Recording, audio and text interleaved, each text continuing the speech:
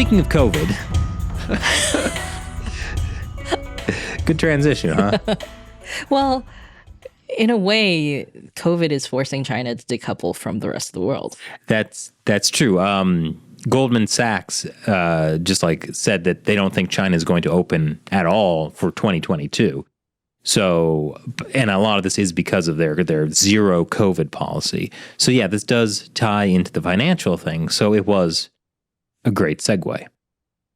Agreed, Chris. Go ahead. We are unanimous. We are unanimous. Shelley said nothing, but yes, we're unanimous. Well, she didn't need to. I have guided her public opinion. Good callback. Thank you. I'm great at this. So, yeah, we're really seeing China's zero COVID policy really fraying at the seams. China has obviously lied about the coronavirus from day one. Their numbers have been total Only lie. 4 people have died in China since April of 2020. Did you know that? Well, it's because they were so good at lockdowns. If only the rest of the world would have more lockdowns. By the way, that's according to the official death toll, which is not correct. But just to clarify, it is not true that only 4 people have died. It's impossible. Only 4 people have officially died. Mm-hmm. Well, no, it's just that the mortality rate from COVID in China is extremely low, right? Oh no, it's instead of say 2%, it's only 0.00001%. No, that's not it. It's because they haven't had any cases, Matt. I thought Xi'an locked down because they had 1,700 cases. I mean, besides Xi'an, that was their How do you have justification. 1,700 cases and no deaths?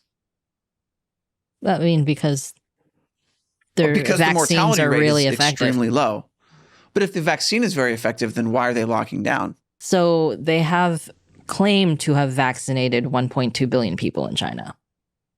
Okay. Which is shocking because there was somebody who worked on was it the AstraZeneca vaccine, who was basically talking about how difficult it is to vaccinate, how difficult it will be to roll out booster shots globally, because most of the world hasn't even had their first shot. Yeah.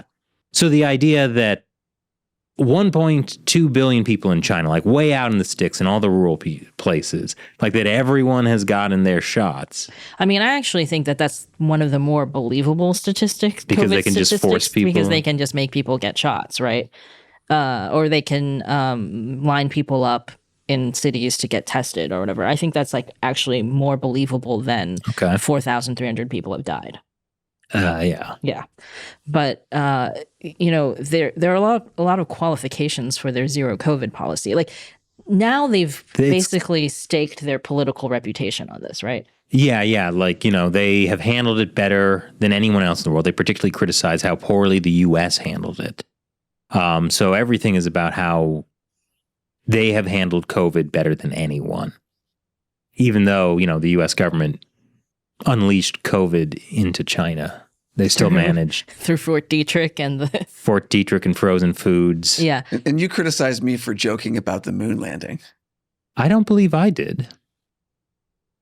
I think we were saying that we were going to put a mute button, but I think that was after you started talking about lizard people. Yes. We're not saying that the Chinese conspiracy theory is good.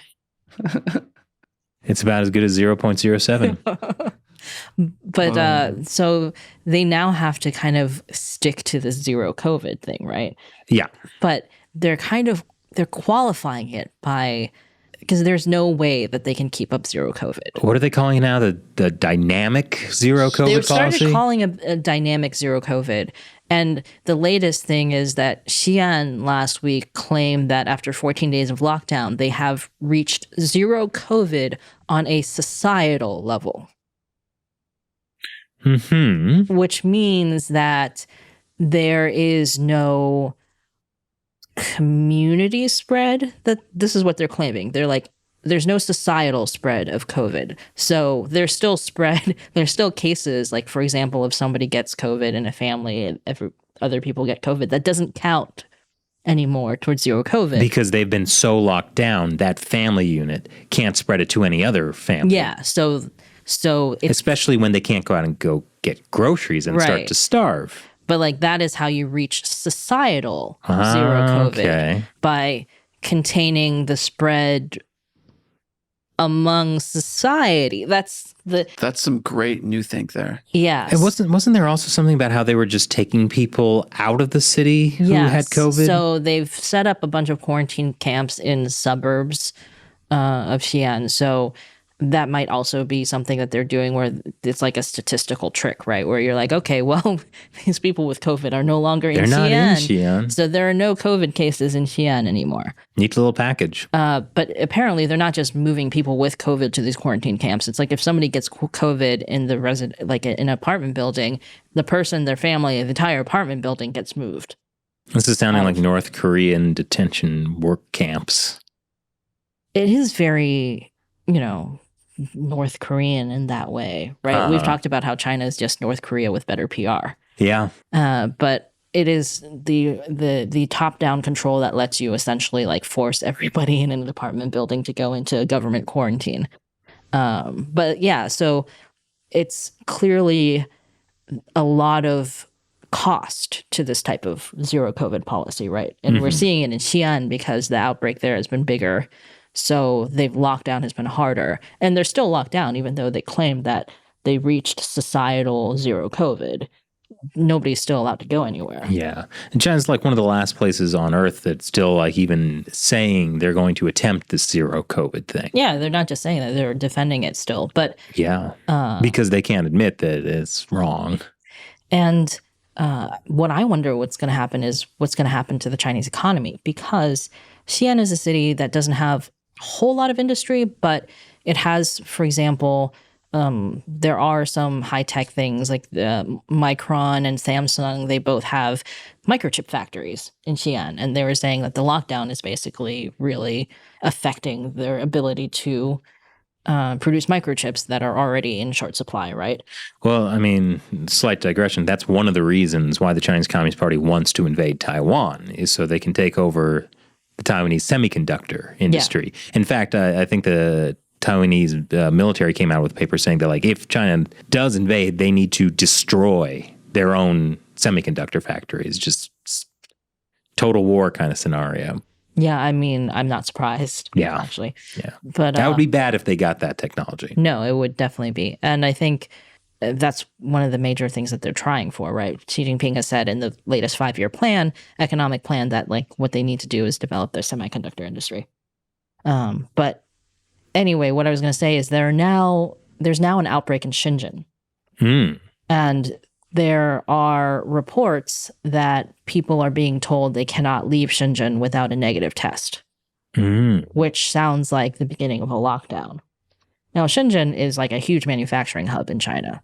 Imagine Shenzhen getting locked down the way Xi'an's getting locked down. That would be devastating. Yes, devastating, especially to China's economy, which is already not doing well. And it's affecting all the global supply chains. So this is one reason I'm saying that China's zero COVID policy may further the decoupling of China from the rest of the world. It's also going to get increasingly difficult because the data seems to show that the Omicron variant is spreading faster than Delta, which was already spreading faster than the Alpha variant, right?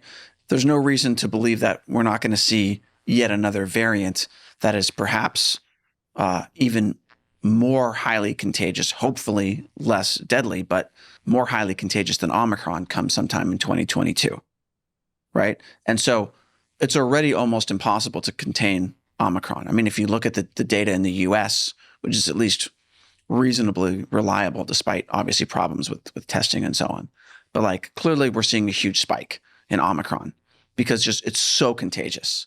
Yeah. So this zero COVID policy is essentially, I think with Omicron, it's impossible to maintain, but with the next variant, it'll be impossible if it's not currently. I think I have heard that they've already found a Sigma variant. I could be wrong about that. That might have come either from a meme or a dream I had. Gotta stop.